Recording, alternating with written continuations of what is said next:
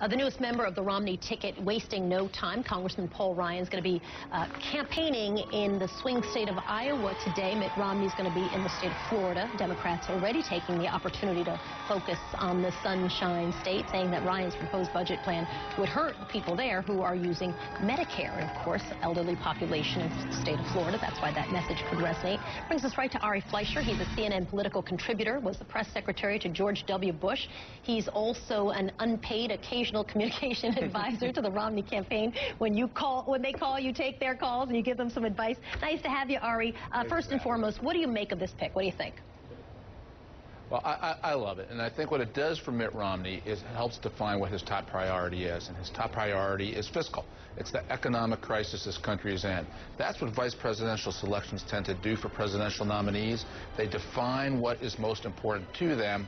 This is that type of statement from Mitt Romney, and it's a welcome one from a conservative point of view. Does it come with risks, though, right? I mean, as you talk about fiscal, yes. If you look at Medicare, you're really talking about 2023, so it's fiscal, but down the road a bit. If you look at the budget, there's clearly areas in which the Democrats are looking at this as an opportunity to try to hammer the Romney-Ryan plan together and, you know, use some of those polling stats on their sense of Mitt Romney caring about the rich, I think was a question that the polls asked. Sure.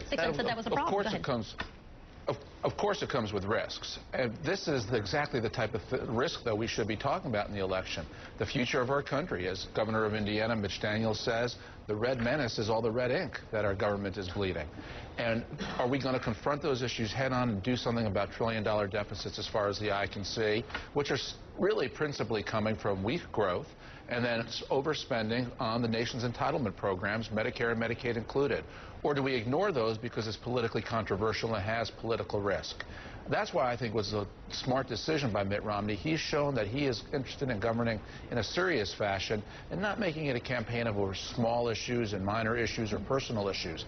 The country needs to have a debate because the country's at risk. Hey, Ari, it's John Berman here. One of the things that Mitt Romney likes to say is if you're trying to create jobs, it helps to have had one. And what he's saying with that is that Barack Obama's been in government his whole life. He's never had a job out there in the private sector. Well, Paul Ryan really hasn't either. You were staffers with Paul Ryan on Capitol Hill in the 90s. He really never worked in the private sector at all. Does this fight the jobs message, the entrepreneurship message that Mitt Romney's trying to deliver? No, John, because I don't really think voters are going to go to the polls and say, I'm voting for the biography of the vice presidential candidate. I think the broader point that Mitt Romney is making there is that you need to have a president, you need to have people around the president who understands how private sectors work. And I think when you look at Mitt Romney's background and when you look at Mitt Romney's proposals, and you also look at Paul Ryan's ideas, they focus on growth. Barack Obama, you didn't build it. The private sector's doing just fine. He doesn't seem to focus on economic growth from the private sector as more he focuses on what he calls fairness and redistribution of income. That's, again, a good, healthy debate to have. But no, I'm not worried about the biographical issue. Big question, of course. Let me ask you a quick question about, what the impact is, right? Because all the advisors will tell you, number one, do no harm with your VP pick, and number two, you're trying to pick somebody who's going to get something for you. So let's talk about what Paul Ryan gets you geographically. And I think we have a graphic of this, right? You clearly, the state of Wisconsin, although I think that some people will argue over whether or not outside of his own district that he won, he's able to leverage some support. He went to college in Ohio, so there are some people who would say that that could potentially get you something there. A little bit of a stretch. And then there are people who say, if the Midwest, I'm just throwing out what people say. Mr. Socrates, give me a break here. Then you have people who say Michigan. It's just the wishful thinking list. I'll help you with that. Michigan, Minnesota, Indiana, Illinois, Iowa, Missouri, also saying like these shock waves could be sent. He was scheduled to be on vacation in Colorado. There you go.